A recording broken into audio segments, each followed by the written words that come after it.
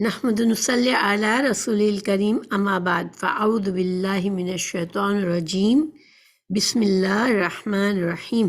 قرآن کی تفسیر کر رہے ہیں، سورہ البقرہ پر ہے اور آیت نمبر 26 ہے، تو انشاءاللہ شروع کرتے ہیں۔ اعوذ باللہ من الشیطان الرجیم بسم اللہ الرحمن الرحیم۔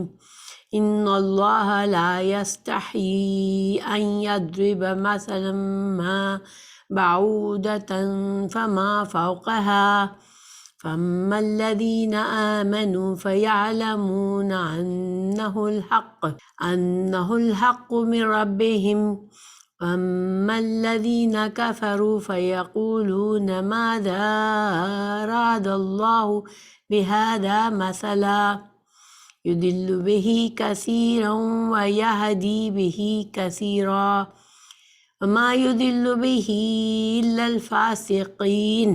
اس کا ترجمہ ہے، یقیناً اللہ تعالیٰ کسی مثال کے بیان کرنے سے نہیں شرماتا، خواہ مچھر کی ہو یا اس سے بھی ہلکی چیز کی۔ ایمان والے تو اسے اپنے رب کی جانب سے صحیح سمجھتے ہیں، اور کفار کہتے ہیں کہ اس مثال سے اللہ نے کیا مراد لی ہے۔ اسی کے ساتھ بیشتر کو گمراہ کرتا ہے اور اکثر لوگوں کو راہ راست پر لاتا ہے، اور گمراہ تو صرف فاسقوں کو ہی کرتا ہے۔ انا تبے بے شک، اللہ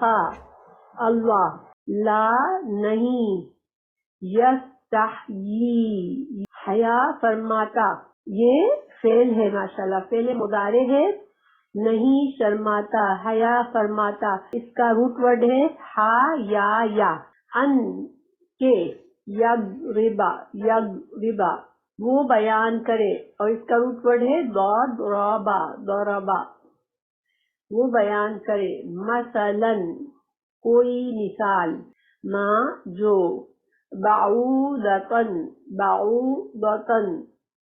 بعودتن کہتے ہیں مچھر کو، ٹھیک ہے، تو کوئی مچھر کی، اور کوئی کا ترجمہ کسی مچھر، کسی کا ترجمہ کہاں سے آیا؟ یہ تنوین سے، اس لیے کہ تنوین جو ہے وہ ایک چیز کو عام بناتی ہے، یعنی کوئی بھی۔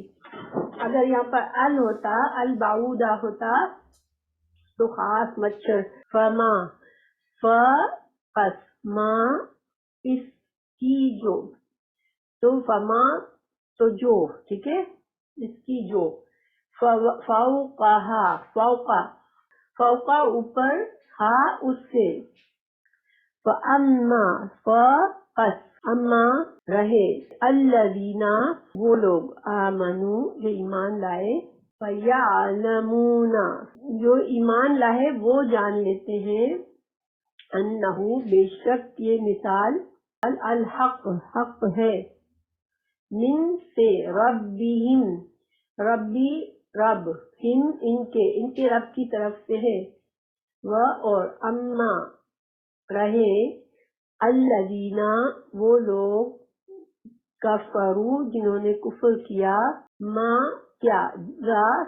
ماذا کیا، ارادہ کیا ہے، اللہ نے، بہذا ساتھ اس کے، ماشاءاللہ، مثلاً مثال کے۔ ہم تھوڑا سا اتنے پر غور کرتے ہیں، آیت کے اتنے حصے پر۔ اس کا ترجمہ کیا ہے کہ اللہ سبحانہ تعالیٰ شرماتا نہیں ہے کہ وہ مثال بیان کرے، چاہے وہ کسی مچھر کی ہو یا اس سے زیادہ کی کوئی چیز ہو یا اس سے بھی چھوٹی کوئی چیز ہو۔ تو جو ایمان والے لوگ ہیں وہ تو فوراً سمجھتے ہیں کہ یہ جو کچھ بھی اللہ نے فرمایا یہ حق ہے، یعنی کہ وہ مثال پر غور کرتے ہیں کہ اللہ تعالیٰ کیا فرما رہے ہیں، ہمیں کیا سکھا رہے ہیں، اور وہ ان کی نیت یہ ہوتی ہے کہ جو کچھ اللہ سکھاتے ہیں وہ حق بات ہوتی ہے، ہمارے فائدے کی بات ہوتی ہے۔ لیکن جو لوگ جن کے دلوں میں کفر ہے، جو ماننا نہیں چاہتے، وہ کیا کہتے ہیں کہ وہ قرآن میں تنقید کرنا چاہتے ہیں، قرآن پر ایک طرح سے مذاق اڑانا چاہتے ہیں، تو کہتے ہیں لو یہ کتاب تو کہتے ہیں کہ یہ اللہ کی ہے، اور اس میں مثالیں باتیں کیسی چھوٹی چھوٹی چیزوں کی ہے، مچھر اور مکھی اور مکڑی اور اس طرح کی چیزوں کی باتیں ہیں، تو وہ ایک طرح سے مذاق اڑاتے ہیں۔ اب اس آیت کا پیچھے سے کیا تعلق ہے پیچھے ہم نے دیکھا کہ اللہ سبحانہ تعالیٰ نے تمام انسانوں کو ایک تو اللہ کی عبادت کی دعوت دی، اور دوسرے رسول اللہ صلی اللہ علیہ وسلم کی رسالت کو ماننے کی دعوت دی.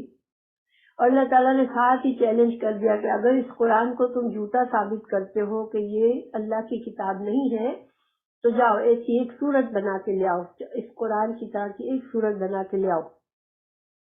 اب ظاہر ہے کہ وہ لوگ بنا کر نہیں لا سکے کیونکہ اللہ کا کلام ہے، بندہ کیسے اللہ کے کلام کی طرح کا کلام بنا سکتا ہے. تو پھر اب ان کے پاس صاف جھوٹ ہے یہ کہنے کی طاقت نہیں رہی، تو اب انہوں نے کیا کیا، جب قرآن میں انہوں نے نکتہ چینی شروع کر دی کہ اچھا اب دیکھ رہے وہ آیات پڑھ رہے ہیں، اس نیت سے نہیں پڑھتے کہ ہم کچھ سیکھیں گے، اس نیت سے پڑھ رہے ہیں کہ کوئی چیز ایسی نظر آئے کہ جس سے ہم اس بات کو ہلکا کر دیں، اس کی ویلیو کم کر دیں، لوگوں کے دلوں میں شک ڈال دیں. تو اب اللہ سبحانہ تعالیٰ نے ایک جگہ قرآن میں فرمایا کہ یہ جو معبود ہے، جو تمہارے بت ہیں، جو معبود ہیں، اللہ تعالیٰ نے تو قرآن آسمان اور زمین پیدا کیے، تم بتاؤ کہ کیا یہ ایک مکھی کو پیدا کر سکتے ہیں تمہارے یہ بت اور تمہارے یہ معبود؟ بلکہ اللہ تعالیٰ نے کہا یہ تو مکھی بھی نہیں پیدا کر سکتے، بلکہ اگر مکھی ان کے سامنے جو کھانا رکھ دیا جاتا ہے اس کھانے میں سے مکھی تھوڑا کھانا اٹھا کے لے جاتی ہے تو اس مکھی کو اڑا بھی نہیں سکتے اپنے کھانے سے اور اس کو پکڑ بھی نہیں سکتے.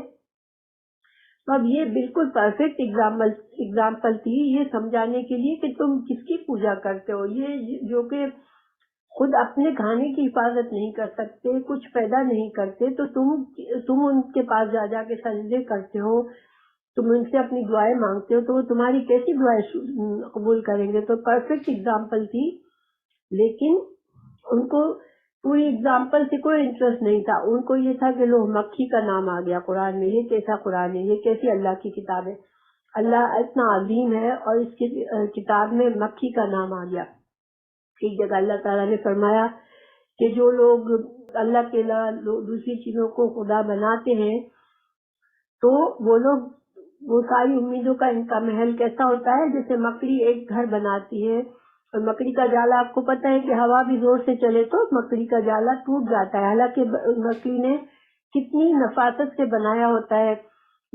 آپ نے کبھی دیکھا ہوگا قریب سے مکڑی کا جالا بڑا اس سے بنا ہوا ہوتا ہے کہ دیکھنے میں انسان امیز بھی ہوتا ہے کہ کیسا گھر بنایا ہے اس نے، لیکن ایک ہلکا سا ہوا کا جھونکا بھی آتا ہے تو وہ گھر ٹوٹ جاتا ہے. تو اسی طرح اللہ کے علاوہ دوسروں سے امیدیں باندھنا ایسا ہی ہے جیسے کہ تم نے اپنا محل جو ہے وہ مکڑی کے جالے سے بنا لیا، اپنی امیدوں کا محل جو کبھی بھی ٹوٹ جائے گا. تو یہ پرفیکٹ مثالیں ہیں، اور اللہ تعالیٰ نے حقیر چیزوں کا مقابلہ حقیر چیز سے کیا ہے. جو غیر اللہ ہوتے ہیں وہ حقیر ہوتے ہیں، تو اللہ نے ان کی مثال بھی حقیر چیزوں سے دی ہے، لیکن ان کو چونکہ سمجھنا ہی نہیں. اور دنیا میں آپ نے دیکھا ہوا ایسا لوگ ہوتے ہیں بہت سے جو کہ جب وہ حق سچ بات نہیں ماننا چاہ رہے ہوتے تو وہ ادھر ادھر کے بہانوں سے آپ کی بات کو ہلکا کر دیتے ہیں اور کس طرح سے الجھا دیتے ہیں. تو یہی مقصد ان کا بھی ہوتا تھا کہ وہ کسی طرح سے دوسروں کو بھی اس قرآن سے دور رکھے اور ایسی بحث چھیڑ دے کہ لوگ یہ اس بحث نہیں لگ جائے اور اصل مقصد کو بھول جائے. اللہ تعالیٰ نے فرمایا قرآن میں سورہ روم 58 آیت میں وَلَقَدْ ضَرَبْنَا لِلنَّاسِ فِي هَذَا الْقُرْآنِ مِنْ كُلِّ مَثَلٍ وَلَئِنْ جِئْتَهُمْ بِآيَةٍ لَيَقُولَنَّ الَّذِينَ كَفَرُوا إِنْ أَنْتُمْ إِلَّا مُبْطِلُونَ. اللہ تعالیٰ ترجمہ یہ ہے البتہ تحقیق ہم نے اس قرآن میں لوگوں کو سمجھانے کے لیے ہر طرح کی مثالیں بیان کی ہیں، مگر جن کو کفر کرنا ہوتا ہے وہ ہر نشانی کو دیکھ کر یہ کہتے ہیں کہ تم جھوٹے ہو. تو یہ ان کا طریقہ تھا، انہوں نے پہلے سے مائنڈ سیٹ کیا ہوا تھا کہ نہیں جو بھی بات آئے گی ہم اس کو جھوٹا ہی کہیں گے. ہمیں کیا سبق ملتا ہے کہ ہمیں قرآن کو کھلے دل سے اور اوپن ہارٹ سے لینا ہے، اور جو چیز آئے ہم کو یہ سوچنا ہے کہ یہ سچ ہے، اللہ کی بات ہے. ہاں کبھی ایسا ہو سکتا ہے کہ چونکہ دیکھیے ہم جس ماحول میں بڑے ہوتے ہیں، پڑھتے ہیں، بڑھتے ہیں، ہمارے ذہن میں کچھ آئیڈیاز آ جاتی ہے جس کو ہم اچھا طریقہ سمجھنے لگتے ہیں، یا جس ماحول میں بھی انسان رہتا ہے اب اس کی عادت پڑی ہوئی ایک طریقے کی، اب جو دوسرا طریقہ بتایا جائے گا جو حق کا طریقہ ہے، قرآن کا طریقہ ہے، تو بعض اوقات ایسا ہو سکتا ہے کہ ہمیں وہ بات سمجھ نہ آئے. اسی لیے تو بہت سے لوگ یہ کہہ دیتے ہیں آج بھی کہ قرآن یہ حکم تو 1400 سال پہلے کے لیے صحیح تھا، آج کے زمانے میں یہ حکم نہیں چل سکتا. یہاں تک وہ جسارت کرتے، مگر اللہ سبحانہ تعالیٰ جو خالق ہے، جس نے ہمیں بنایا ہے، جب اس نے ہمیں قرآن دے کر یہ کہا کہ اب یہ قیامت تک کے لوگوں کے لیے رہنمائی ہے، تو پھر اس کا مطلب یہ ہے کہ اللہ کی بات سچی ہے اور اسی میں ہمارے لیے رہنمائی ہے. ہاں اگر ان لوگوں کا دل میں ٹیڑھ ہوگی تو ان کو یہ بات سمجھ نہیں آئے گی. اللہ تعالیٰ نے سورہ عنکبوت میں آیت 43 میں فرمایا وَتِلْكَ الْأَمْثَالُ نَضْرِبُهَا لِلنَّاسِ وَمَا يَعْقِلُهَا إِلَّا الْعَالِمُونَ. اللہ تعالیٰ فرماتے ہیں کہ یہ مثالیں ہم تو بیان کرتے ہیں قرآن میں لوگوں کے لیے، تاکہ لوگوں کے لیے یہ قرآن میں مثالیں دی جاتی ہیں کہ وہ بات کو سمجھے، لیکن ان کو وہی سمجھتے ہیں جن کے دلوں میں علم ہوتا ہے، یعنی کہ قرآن اور حدیث کا علم جن کو ہوتا ہے وہ بات کو سمجھ جاتے ہیں کہ ہاں یہ بات اللہ تعالیٰ نے یہ بات کہی ہے، اس کا یہ مقصد ہے. تو آپ کو پتہ ہے کہ جب پہلے زمانے کے علماء جب ان کو قرآن کی کوئی مثال سمجھ نہیں آتی تھی تو وہ بڑا پریشان ہو جاتے تھے. وہ سمجھتے تھے کہ ہمارا علم بہت کچا ہے اور وہ علم حاصل کرنے کی کوشش کرتے تھے. آج ہم کو بھی اگر کوئی بات پوری طرح سے سمجھ نہیں آتی تو اس کا مطلب یہ نہیں کہ اللہ تعالیٰ نے بات کو صحیح طرح سے نہیں بتایا، بلکہ اس کا مطلب یہ کہ ہمارا علم میں ابھی بہت کمی ہے، ہم کو سمجھنا چاہیے مزید. تو کبھی بھی لوگ بہت سے آج بھی شک میں ڈالتے ہیں کہ قرآن میں دیکھو یہ بات ہے نا، یہ تو آج کل کے زمانے میں نہیں ہو سکتی. تو ہم ان کی بات پر سر نہیں لا سکتے. ہمیں اگر بات سمجھ نہیں آ رہی تو ہمیں یہ سوچنا چاہیے کہ ہمارے علم میں ابھی کمی ہے. انشاءاللہ اگر ہم علم سیکھیں گے تو ہمیں بات آ جائے گی، اور ہمیں اللہ سے دعا مانگنی چاہیے کہ اللہ تعالیٰ ہمیں صحیح سوچ عطا کرے. اگلے ٹکڑے پر چلتے ہیں آیت کے. اللہ تعالیٰ فرماتے ہیں کہ یضل بہ کثیرا، یضل وہ گمراہ کرتا ہے، ضاد لام اس کا روٹ ورڈ ہے، بی ساتھ ہی اس کے، کثیرن کثیر کہتے ہیں، کثیر تعداد اردو میں بھی ہم کہتے ہیں کثیرن بہت زیادہ، کثیر، ویہدی اور ہدایت دیتا ہے. اس کا روٹ ورڈ کیا ہے؟ ہا دال یا ہدی، ٹھیک ہے. بھی ساتھ اس کے، کثیرن بہت سو کو. اللہ تعالیٰ فرما رہے ہیں کہ اس قرآن کو پڑھ کے، قرآن کے ذریعے اللہ تعالیٰ بہت سو کو ہدایت دے دیتا ہے. اس لیے کہ ہدایت کی کتاب ہے اور ہمیں شروع میں ہی بتا دیا گیا تھا کہ یہ اللہ تعالیٰ کی ہدایت کی کتاب ہے. لیکن اس سے ہدایت کون حاصل کرتے ہیں، کون پورا فائدہ اٹھاتے ہیں؟ ہمیں سورہ بقرہ کے شروع میں بتایا گیا تھا کہ اس ہدایت سے متقین، ماشاءاللہ جن کے دلوں میں اللہ کا خوف ہوتا ہے وہ صحیح فائدہ اٹھاتے ہیں اس ہدایت سے. تو اللہ تعالیٰ فرما رہے ہیں کہ بہت سو کو اللہ اس سے ہدایت دیتا ہے، یعنی کہ جو متقین ہوتے ہیں، جن کے دلوں میں اللہ کا خوف ہوتا ہے، اللہ کی محبت ہوتی ہے، وہ اللہ کی بات کی عزت کرتے ہیں اور غور و فکر کرتے ہیں اور بات کو سمجھ جاتے ہیں اور سیدھے راستے پر چلنے لگتے ہیں. لیکن جو گمراہ لوگ ہوتے ہیں، جو اپنے آپ کو اتنا بڑا سمجھنے لگتے ہیں کہ اللہ کے کلام کا مذاق اڑائے، اللہ کے کلام میں نکتہ چینی کریں اور تنقید کریں، تو پھر ان کا نتیجہ کیا ہوتا ہے؟ یہ اور گمراہ ہو جاتے ہیں. کہ اللہ کا قانون ہے کہ جو برائی چاہتا ہے، جس کی خواہش دل میں برائی ہی کی ہے، پھر اس کو برائی میں آسانی دے دیتا ہے اللہ کے. ٹھیک ہے، جاؤ تم کو برا طریقہ استعمال کرنا ہے تو جاؤ برے طریقے پر ہی رہو.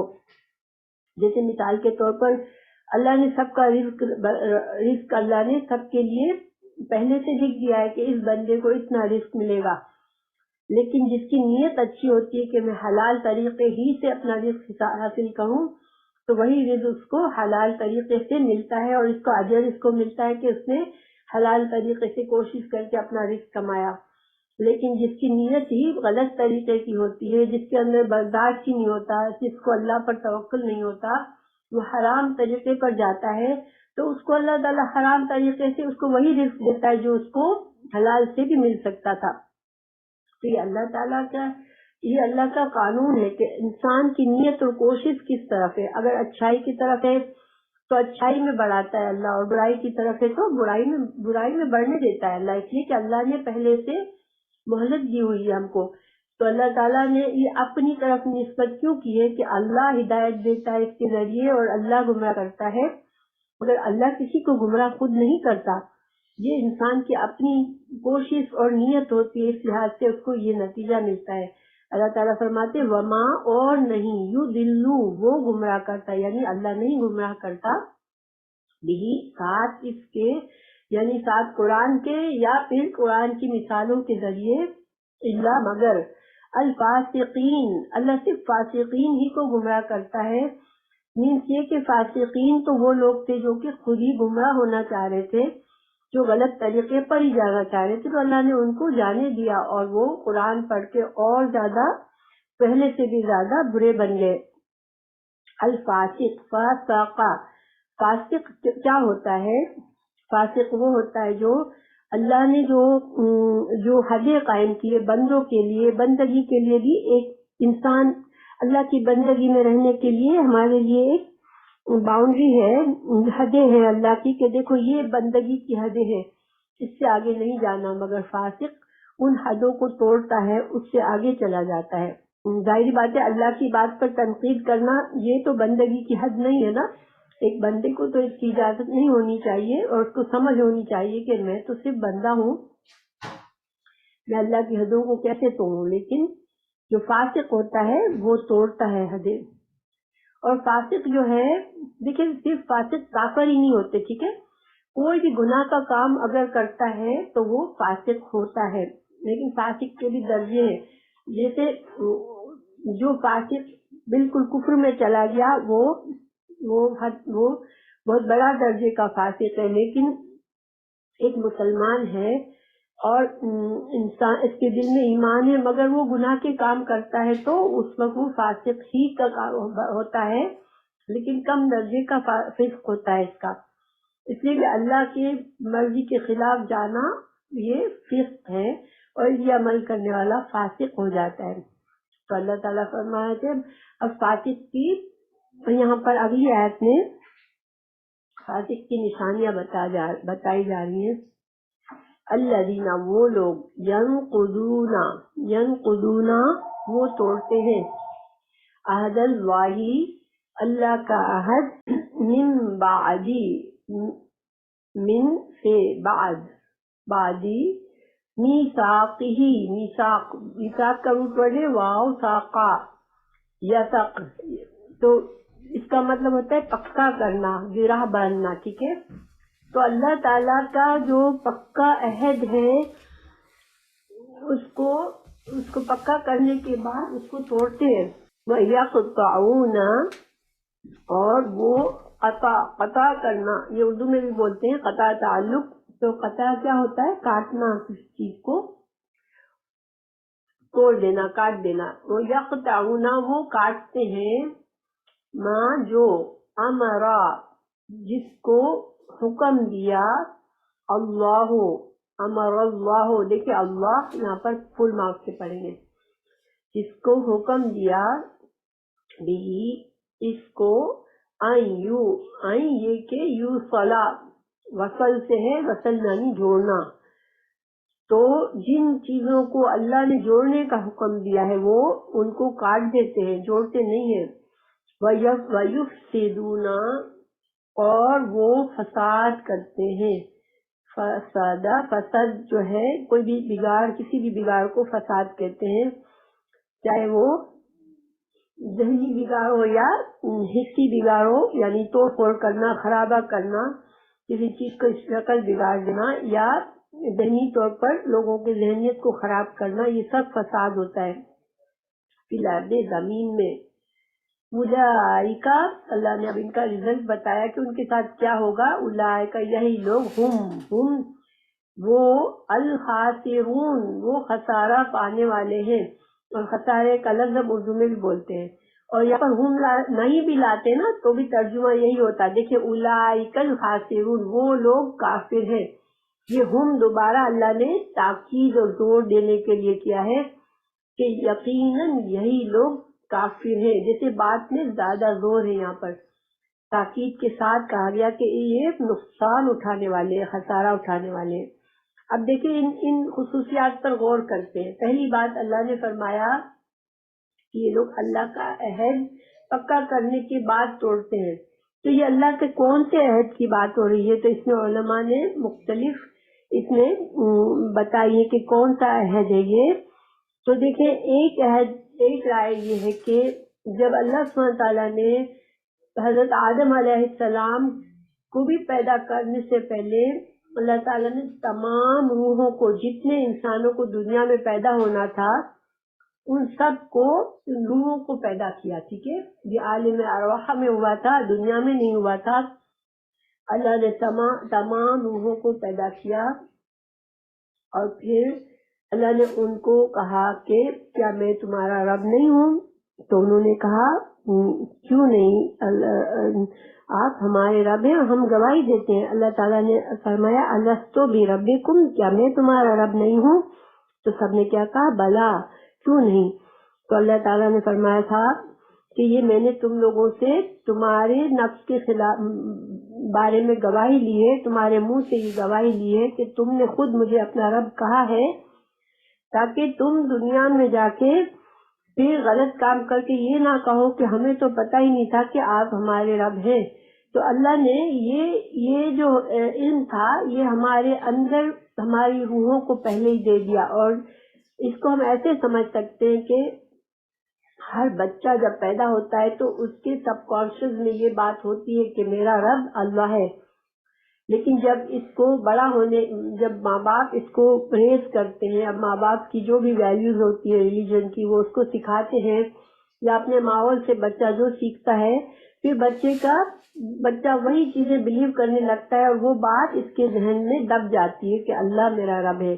لیکن جب اللہ کے میسنجرز آتے ہیں، اللہ کے رسول آتے ہیں، وہ پہچان کراتے ہیں، اللہ کے دوبارہ سے میسج پہنچاتے، تو وہ وعدہ یاد آ جاتا ہے، انسان کو فوراً سے یقین آ جاتا ہے کہ ہاں واقعی میں یہی میرا رب ہے۔ تو جن کے دل خراب نہیں ہوئے ہوتے ہیں، جن کے دل سلامت ہوتے ہیں، وہ فوراً اپنے رب کو پھر سے پہچان لیتے ہیں۔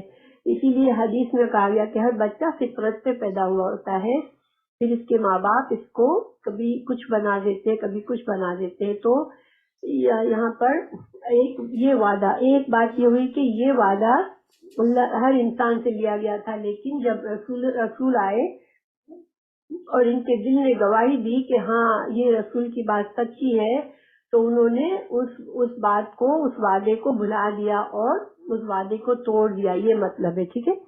دوسرا مطلب یہ ہے، جب انسان لا الہ الا اللہ پڑھتا ہے، جب انسان قبول کرتا ہے کہ ہاں میں صرف اللہ کو میں اپنا رب مانتا ہوں، لا الہ الا اللہ، اللہ کے سوا کوئی الہ نہیں ہے، اور یہ مانتا ہے کہ مجھے اسی نے پیدا کیا ہے، اس کے بعد جب انسان برائیوں میں بڑھ جاتا ہے اور وہ زندگی اپنی مرضی کی گزارنا چاہتا ہے، اللہ کی نافرمانی کے کام میں اس سے کوئی پرابلم نہیں ہے، ایز لانگ ایز اس کی اپنی خواہشات پوری ہو جائے، اپنی ہر خواہش کو اپنی مرضی سے پوری کرنا چاہتا ہے، تو پھر یہ وہ وعدہ توڑتا ہے جو اللہ سے، اس نے اللہ کو اپنا اللہ مانا، لا الہ الا اللہ کہا، اور پھر اس نے اس وعدے کا پاس نہیں کیا۔ دیکھیے جتنے بھی لوگ ہیں نا دنیا میں، ایون جو کافر ہیں، مشرک ہیں، ان سب کو پتہ ہوتا ہے کہ ہم کو پیدا کیا گیا ہے، ہمارا رب ہے، ایک ہی خالق ہے، یہ نہیں کوئی بھی اس بات کو، اس حقیقت کو کوئی بھی جھٹلا نہیں سکتا۔ تو یہ بات جو سب جانتے ہیں، اس کے بعد وہ اپنی منمانی کرتے ہیں. تو کیسے کرتے ہیں؟ جب ہم کہتے ہیں کہ اللہ نے ہمیں پیدا کیا ہے، اللہ ہمارا خالق ہے، تو اس خالق کی بات ہم کیسے جھٹلا سکتے ہیں؟ تو اس کا مطلب ہے کہ انسان اللہ کے اس وعدے کو توڑتا ہے. بہرحال جو بھی ہے، مفہوم تو ایک ہی ہے کہ انسان جو ہے وہ انسان کو اللہ نے صلاحیت دی ہے سچ اور جھوٹ جاننے کی، اور جب سچ سمجھ میں آ جائے اس کے بعد انسان جھوٹ کی طرف جاتا ہے تو وہ ایکچولی اللہ ایک ناانصافی کر رہا ہوتا ہے، ایک وعدہ توڑ رہا ہوتا ہے. تو پھر اللہ تعالیٰ نے فرمایا کہ وَيَقْطَعُونَ مَا أَمَرَ اللَّهُ بِهِ أَن يُوصَلَ، اور یہ اس کو کاٹتے ہیں جس کو اللہ نے جوڑنے کو کہا. تو اللہ نے کس چیز کو جوڑنے کے لیے کہا ہے؟ تو اس میں بھی ڈفرینٹ، اس کے بارے میں بھی ڈفرینٹ رائے دی گئی ہے، ڈفرینٹ چیزوں کو بتایا گیا ہے کہ اس میں ایک تو یہ کہ اللہ اور بندے کا جو تعلق ہے اس کو توڑتے ہیں. ٹھیک ہے، کہ اللہ تعالیٰ ایک خالق اور مخلوق کا ایک تعلق ہے، اس تعلق میں یہ اس کو پوری طرح سے نبھاتے نہیں ہیں. نمبر 2، جو رشتے اللہ نے بنائے ہیں جیسے والدین، بہن بھائی اور باقی کے رشتے دار. دیکھیں رشتے داروں کا معاملہ یہاں پر کیوں آیا ہے؟ یہ بڑا اہم معاملہ ہے، کیونکہ دیکھیں جب انسان اپنے رشتوں کو کیوں توڑتا ہے؟ اپنا کوئی فائدہ حاصل کرنے کے لیے توڑتا ہے، دنیا کے کسی چھوٹے سے فائدے کے لیے وہ اپنے رشتوں کو توڑتا ہے. یعنی کہ دوسروں کو حقوق کو ادا نہیں کرنا ہوتا ہے اس کو، یا اس کو اپنا غرور اور گھمنڈ ہوتا ہے. تو کوئی نہ کوئی جب غلط خیال ہوتا ہے دل میں، اس وجہ سے انسان دوسروں سے تعلقات توڑتا ہے. اور جب انسان دوسروں کے حقوق نہیں ادا کرتا، اپنے دوسروں کے تعلقات خراب کرتا ہے. تعلقات خراب ہی جب ہوتے ہیں، جب لوگ ایک دوسرے کے حقوق کا خیال نہیں کرتے. تو جب ایک دوسرے کے حقوق کا خیال نہیں کرتے، تعلقات خراب کرتے ہیں، تو دنیا میں پھر فساد ہوتا ہے. یہ اس کا نتیجہ ہوتا ہے کہ انسان جب صحیح اصولوں پر، اسی لیے اللہ نے ہمیں اصول دیے ہیں زندگی گزارنے کے لیے، اگر ہم ان اصولوں پر نہیں چلتے تو بگاڑ ہو جاتا ہے. تو اس وجہ سے رشتوں کو جوڑنا ایک معاشرے میں، اسلام نے اچھا معاشرہ، پیسفل خاندان، گھر میں ایک دوسرے کے حقوق ادا کرنا، یعنی ہر چیز اس میں شامل ہے. جہاں بھی انسان ایک دوسرے کے حقوق پر ڈاکہ ڈالتا ہے، اپنی خود غرضی کرتا ہے، تو پھر اس سے فساد ہوتا ہے، خرابی ہوتی ہے. تو اس فساد کو اللہ تعالیٰ نہیں پسند فرماتے. اور رسولوں کی مدد کرنا، دیکھیں یہ بھی ایک وعدہ ہے کہ جب اللہ کا رسول آئے یا رسول اللہ صلی اللہ علیہ وسلم کا مشن کوئی اور لے کر آگے بڑھے، اب آپ صلی اللہ علیہ وسلم تو نہیں ہے اس دنیا میں، لیکن جب اللہ کا رسول کا میسج کوئی لے کر آئے تو پھر وہ بات بھی اگر سمجھ آتی ہے انسان کو، اس بات کو نہ مانے. اسی طرح دیکھیں انبیاء، جب رسول اللہ صلی اللہ علیہ وسلم تو آئے تو بنی اسرائیل سے ان کی کتابوں میں وعدہ لیا گیا تھا کہ جب محمد صلی اللہ علیہ وسلم آئے تو تم ان کی مدد کرو گے، ان پر ایمان لاؤ گے، ان کے مشن میں تم شامل ہو جاؤ گے. یہ بنی اسرائیل کا وعدہ تھا جو تورات اور انجیل میں لیا گیا تھا، اور انہوں نے پہچان لیا رسول اللہ صلی اللہ علیہ وسلم کو، لیکن آپ کی مدد کرنے کے بجائے آپ کے خلاف کھڑے ہو گئے، صرف حسد میں اور صرف خود غرضی میں. تو یہ ساری ہر بگاڑ کے جو اصل ہوتی ہے وہ اسی لیے ہوتی ہے کہ انسان جو ہے وہ خود غرض ہو جاتا ہے، دوسروں کے حقوق کو ادا نہیں کرتا. تو اس وجہ سے تمام اللہ تعالیٰ یہ چاہتا ہے کہ تمام بندے حقوق اور دوسروں کے حقوق اور کا خیال رکھے، کہ جہاں پر دیکھیں ہر انسان کو اپنا حق یاد ہوتا ہے، مگر ہمیں دوسروں کے حقوق کو بھی، ہمارے اور ذمے کس کے حقوق ہے وہ ادا کرنا اللہ تعالیٰ کا یہ حکم ہے کہ ہم دوسروں کے حقوق ادا کریں. تو جہاں ہم حقوق میں کمی کرتے ہیں تو فساد ہو جاتا ہے. اور اس وجہ سے زمین میں دیکھیں فساد کیوں بڑھتا ہے؟ کہ گناہوں کی کثرت ہو جاتی ہے. اور گناہ کیا ہے؟ اللہ کی باؤنڈریز کو توڑنا. پھر قتل و غارت بڑھتا ہے، زمین میں بگاڑ آتا ہے. انسان اگر دیکھیں دنیا میں کتنے لوگ ماحول میں گندگی پھیلاتے ہیں، پولوشن کرتے ہیں، ماحول کو خراب کرتے ہیں اپنے برے رویے سے. یہ ساری چیزیں وجوہات ہیں جو کہ فساد کریٹ کرتی ہے. اور آج کل ہم دیکھ سکتے ہیں اپنے ہر طرف سے فساد ہو رہا ہے، اور یہ فساد لوگوں کی خود غرضی کی وجہ سے ہو رہا ہے، اور اللہ کے دیے ہوئے وعدوں کو توڑنے کی وجہ سے ہو رہا ہے، اور رشتوں کو کاٹنے کی وجہ سے ہو رہا ہے. تو پھر جب اللہ تعالیٰ فرمانے کہ ایسے لوگ خاسرون ہیں کہ وہ خسارہ پائیں گے. دنیا میں بھی دیکھیں فاسق جو ہے نا، وہ فاسق دنیا میں بھی اس کو نقصان ہی ہوتا ہے، اس لیے کہ اس ایسے انسان کی کوئی عزت نہیں ہوتی ہے جو کہ دوسروں کے حقوق کا خیال نہیں کرتا ہے. تو دنیا کی بھی نقصان ہوتا ہے ان کا، اور آخرت میں بھی نقصان ہوگا ان کا. تو اب اللہ تعالیٰ آگے اگلی آیت میں اب سمجھا رہے ہیں پیار سے، ایک طرح سے ایک نرمی والا انداز ہے.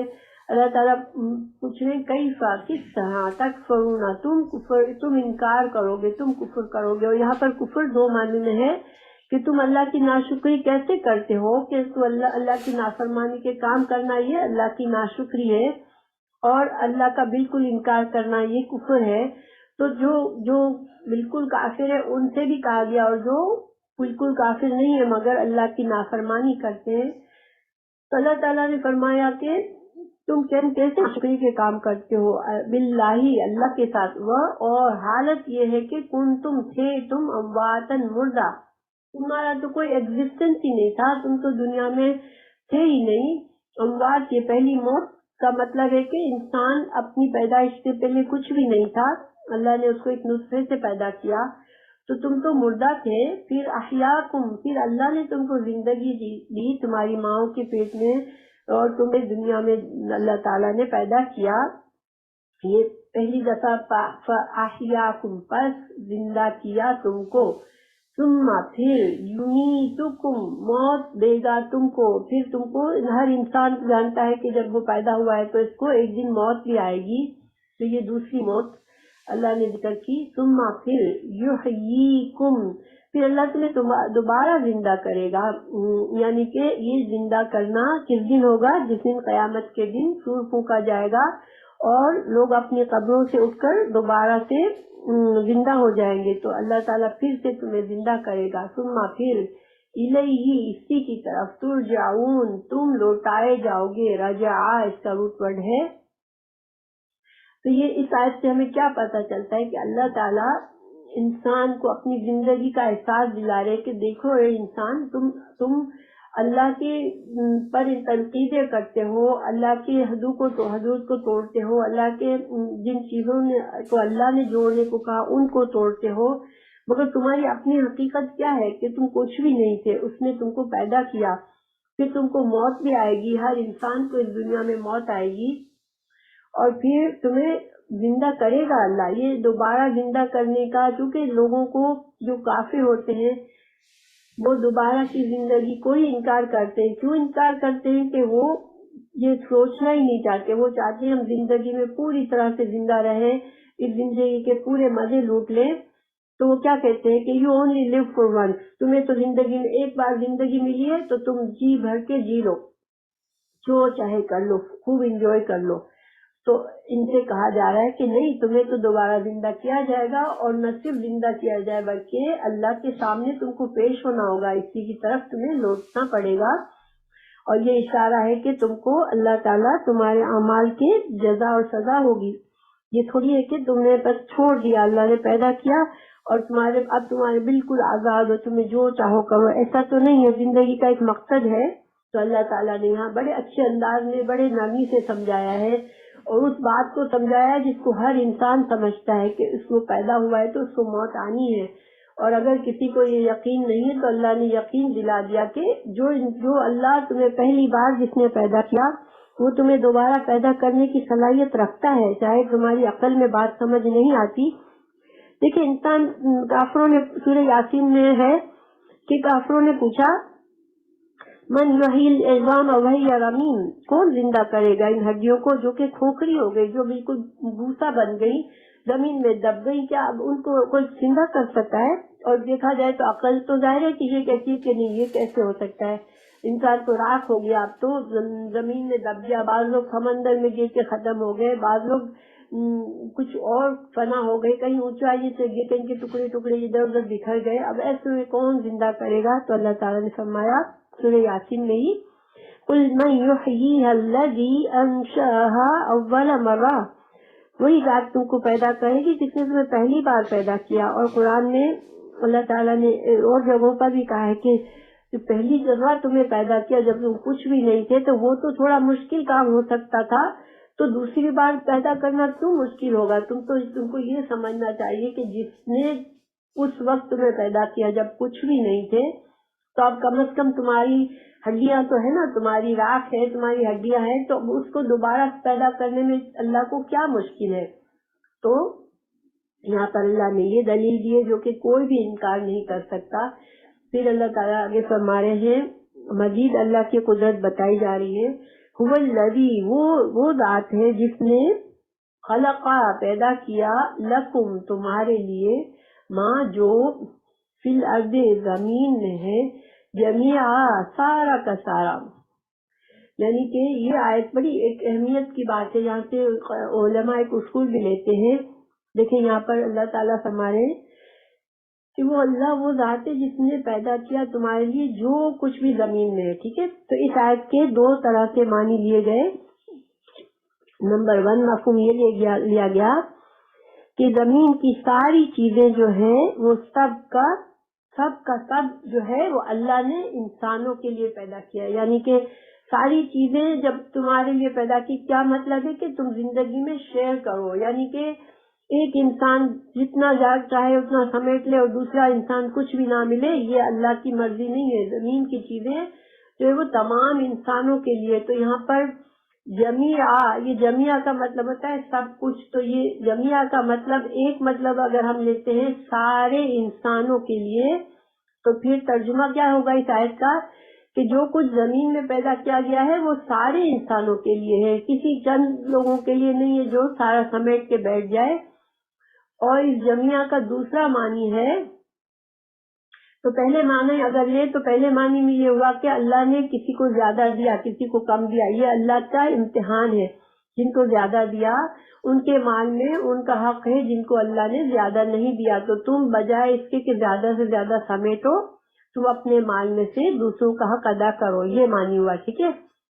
دوسرا معنی، اللہ نے پیدا کیا سارا کا سارا جمیعہ سے ہم اگر مطلب لے کے دنیا کی جو بھی ریسورسز ہیں، اس زمین پہ جو بھی خزانے اللہ نے انسانوں کے لیے معدنیات رکھی ہیں، اللہ نے انسانوں کے لیے ہیرے جواہر اور پتھر رکھے ہیں، اللہ نے انسانوں کے لیے زمین میں اناج اگایا ہے، تو جو کچھ یہاں پر جمیعہ سے مطلب زندگی کی چیزیں، سارا ساز و سامان، یہ مطلب لیں گے۔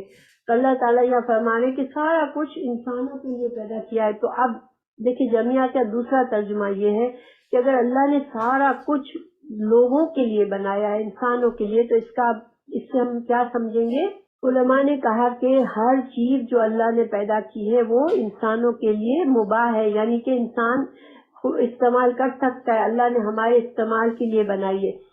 دیکھیں جو لوگ دین سے بھاگتے ہیں وہ کیا سمجھتے ہیں کہ مذہب جو ہے وہ ایسی چیز ہے کہ تم دنیا کو چھوڑ دو، اب مذہب میں تم اللہ والے بن گئے، اب تمہیں دنیا کی چیزوں سے کوئی تعلق نہیں ہے، اسی لیے وہ مذہب سے بھاگتے ہیں کہ ہمیں دنیا سے کنارہ کش ہونا پڑے گا، ہمیں دنیا کے فائدوں کو چھوڑنا پڑے گا۔ اللہ تعالیٰ فرمانے نہیں، یہ تو میں نے تم لوگوں کے لیے، انسانوں کے استعمال کے لیے بنایا ہے۔ تو کیا مطلب ہوا کہ ایک مذہبی انسان جو ہے وہ بھی اللہ کی نعمتوں کو انجوائے کر سکتا ہے جو اللہ نے دی ہے، چونکہ اللہ فرما رہے ہیں کہ میں نے تمہارے لیے بنائی یہ نعمتیں۔ تو جب اللہ نے نعمتیں انسانوں کے لیے بنائی ہے تو اللہ تعالیٰ کیوں یہ چاہیں گے کہ اللہ کے نیک بندے ان نعمتوں سے فائدہ نہ اٹھائے؟ تو گویا جو لوگ دین سے اس لیے بھاگتے ہیں کہ ہمارا دنیا کا نقصان ہو جائے گا، وہ پھر غلط سوچتے ہیں کہ دین اللہ نے، تو اللہ چاہتا ہے کہ تم استعمال کرو اللہ کی نعمتوں کو، خوش ہو، بس یہ اللہ چاہتا ہے کہ تم شکر گزار ہو اور جائز طریقے سے جن نعمتوں کو استعمال کرو، بس اتنا سا فرق ہے کہ اللہ کا فرما برداری میں اور اللہ کی نافرمانی میں۔ اللہ کا نافرمان ہر غلط طریقے سے بھی چیز کو سمیٹ لیتا ہے، دوسروں کو حقوق کو مارتا ہے، لیکن اللہ کا فرما بردار چیزوں کو اچھے صحیح طریقے سے جائز طریقوں سے حاصل کرتا ہے، اللہ سے دعا مانگتا ہے اور پھر جائز طریقوں سے استعمال کرتا ہے، تو پھر وہ اجر کماتا ہے۔ صرف ہم اپنی خواہشات بھی دنیا میں پوری کرتے ہیں نا، اگر ہم اللہ کے طریقے سے کریں تو ہمیں اجر و ثواب ملتا ہے. ایک شوہر اپنی بیوی کے ساتھ جسمانی تعلق کرتا ہے تو اس کو بھی اس کا اجر ملتا ہے. کیوں؟ کیونکہ اس نے جا کے کسی غلط طریقے سے اپنی خواہش زنا کر کے نہیں پوری کی، بلکہ اپنی بیوی کے ساتھ اللہ کی اجازت کے ساتھ کی ہے، اللہ کے اذن سے کی ہے. تو گناہ سے خود کو بچایا. تو اللہ نے خواہشات تو دل میں رکھی ہے انسان کے، تو اگر ہم اپنی خواہشات جائز طریقے سے پوری کرتے ہیں تو ہمیں اجر و ثواب ملتا ہے. اگر ہم اپنے لیے اچھا گھر خریدتے ہیں مگر سوچ کے کہ اللہ سے کہ نافرمان طریقے سے نہ خریدیں تو انشاءاللہ ہم جائز طریقوں سے کریں گے، اس میں سود نہیں ڈالیں گے، تو ہمیں وہ اپنا گھر بنانا، اس کو صحیح رکھنا، اس میں بھی اجر و ثواب ہوگا کہ ہم اپنی فیملی کو اچھی طرح سے کمفرٹیبل ہم رہ رہے ہیں اس گھر میں، اللہ کے فرمانبردار بنے ہوئے ہیں. تو اب جمعہ، یہ اہم بات ہے کہ جمعہ کے دو معنی لیے گئے ہیں. ایک جمعہ سارے انسانوں سے مطلب ہے کہ سارے کے سارے انسان، تو پھر جو اللہ نے چیزیں رکھی ہے وہ سارے انسان مل بانٹ کر کھائیں اور دوسروں کے حقوق کو نہ ماریں، اپنے لیے خود غرضی سے زیادہ جمع نہ کریں. اور جمعہ کا مطلب ساری چیزیں لیں، تو پھر یہ ساری چیزیں حلال اور مباح ہیں. ہاں، اب علماء نے ایک اصول بنایا کہ جو کہ اللہ نے خود فرمایا کہ زمین کی چیزیں اللہ نے ساری کی ساری انسانوں کے لیے بنائی ہے، تو ہر چیز اپنی اصل سے حلال ہے، ہر چیز کا استعمال کرنا جائز ہے. ہاں، جو اللہ کی حرام چیزیں ہیں کچھ وہ بہت تھوڑی ہیں اور اللہ نے قرآن اور حدیث میں ان کو بتا دیا ہے. تو جن چیزوں کو اللہ نے قرآن اور حدیث میں بتا دیا کہ یہ حرام ہے ان سے بس بچنا ہے، باقی ہر چیز حلال ہے. اگر کوئی آپ سے کہتا ہے کہ بتاؤ بھینس کا گوشت حلال ہے، بتاؤ کہاں لکھا ہوا ہے، تمہارے پاس کہاں سے دلیل ہے کہ بھینس جو ہے اس کا گوشت کھا سکتے ہیں؟ تو ہاں، بھینس کا گوشت کھایا جا سکتا ہے، وہ حلال ہے، کیونکہ اللہ نے کہیں بھی قرآن اور حدیث میں بھینس کے گوشت کو حرام نہیں کہا ہے، تو وہ حلال ہے. تو اسی طرح سے کوئی بھی چیز، بعض لوگ کہتے ہیں کہ یہ جو سمندر سے شrimps اور ایسی چیزیں نکلتی ہیں وہ حرام ہے. تو جن چیزوں کا ہمیں یہ دیکھنا ہے کہ جن چیزوں کے بارے میں حدیث اور قرآن میں منع کیا گیا بس وہ حرام ہے، اور جن کو وہ کچھ تھوڑی سی چیزیں، بہت ساری چیزوں کو اللہ نے حرام نہیں کیا اور اللہ تعالیٰ نے دنیا کی زیادہ چیزوں کو حلال کرا ہے.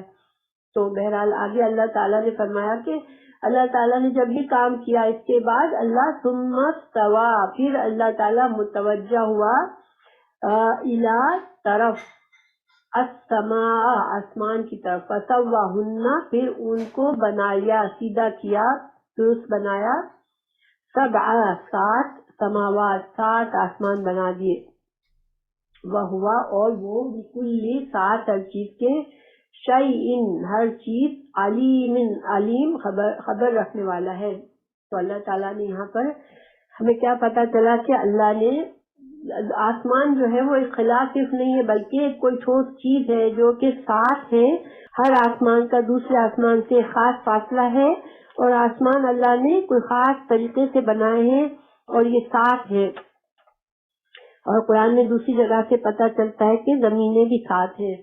تو اللہ نے 7 آسمان بھی بنائے ہمارے لیے، اور اللہ تعالیٰ جو ہے وہ ہر چیز کا علم رکھتے ہیں. آخر میں یہ کہہ دیا گیا یعنی کہ تم دنیا میں ہم جو بھی کرتے ہیں اللہ سبحانہ تعالیٰ جانتے ہیں، دیکھ رہے ہیں، اور ہمیں اس کے مطابق جزا اور سزا ملنی ہے. تو انسان اپنے آپ کو خیال رکھے اور آپ اس بات کو کبھی نہ بھولے.